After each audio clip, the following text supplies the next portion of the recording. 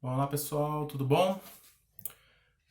Tô gravando esse é um vídeo curtinho, tá? Só para falar para vocês um pouquinho sobre as formas da gente estimular os pontos, tá?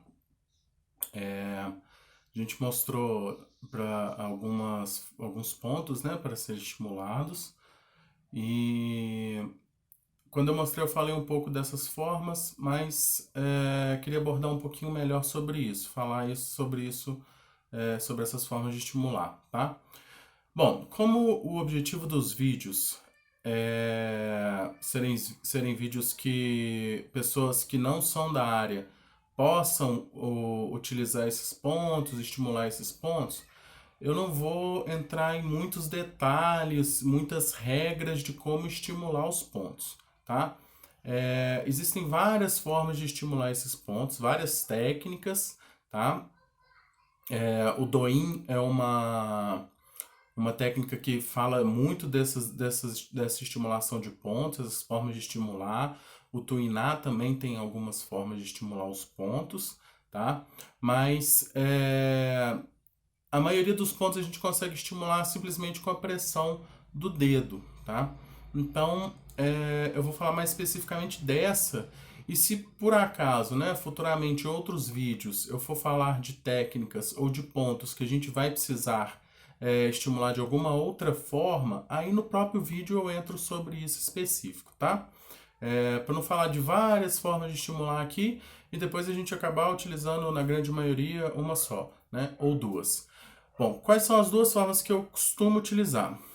A pressão normal, vou usar aquele ponto que eu mostrei para vocês no outro vídeo, ponto Lieque, né? O ponto P7. Então, ó, localização do ponto é essa, né? Dois dedinhos, né? Ele tá bem aqui.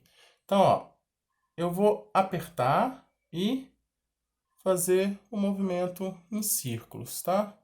Pode ser com o polegar, pode ser com o indicador, tá? Que são os dois que a gente mais utiliza, ok? E uma outra forma que a gente usa, eu uso muito com a minha menina, né? Eu tenho falado disso, de pontos que a gente pode usar em criança e tudo, é o que a gente chama de percussão, tá? Eu gosto de estimular batendo no local, dando pequenos estímulos, tá? É uma forma que eu acho que ela aceita melhor, né? Então, pode ser dando tipo um peteleco no ponto, estimulando com o dedo, né? Pode ser com o dedão também, não tem problema. Mas é um tipo de percussão, tá? E como é que eu diferencio isso? Bom, para as crianças, para os idosos, tá? Para casos graves de doenças, a gente vai fazer sempre estímulos leves, tá? Para os adultos, a gente faz estímulos mais intensos. Para os adultos, a gente vai fazer estímulos mais fortes. Para as crianças e para os idosos, a gente utiliza estímulos mais leves, certo? Isso também vai ter relação com o local que você está estimulando. Regiões do corpo que têm mais massa muscular, pessoas que têm mais massa muscular, mais tecido adiposo, né, mais gordura, normalmente você consegue fazer uma estimulação mais intensa, mais profunda, tá?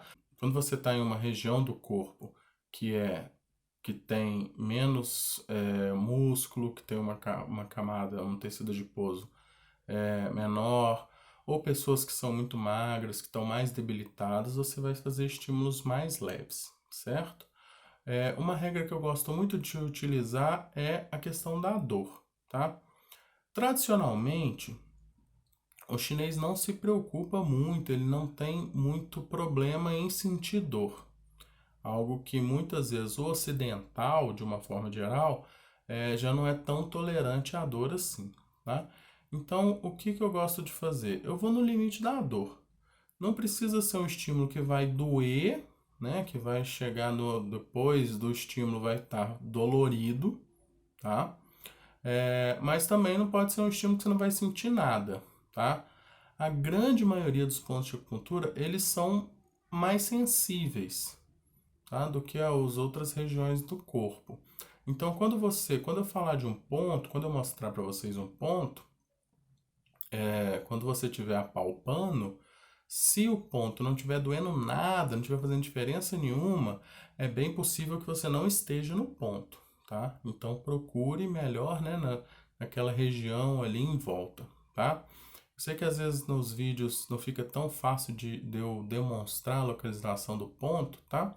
Mas eu vou tentar melhorar, colocar umas formas melhores aí para ajudar vocês a localizar esses pontos, tá? Uma outra regra que é interessante é quanto mais antiga a doença, mais profundo deve ser o estímulo, tá? Doenças novas precisam de estímulos leves, doenças antigas precisam de estímulos profundos, estímulos intensos, tá? O próximo vídeo que eu vou gravar para vocês, eu vou falar sobre ansiedade, tá? Então, uma outra coisa interessante, quando a gente vai falando de emoções, de sentimentos, tá? É importante também que o estímulo seja um pouco mais intenso, porque na medicina chinesa a gente fala que as emoções estão no interior, tá? E as outras doenças, né, vírus, bactérias, fungos, são doenças da superfície, tá?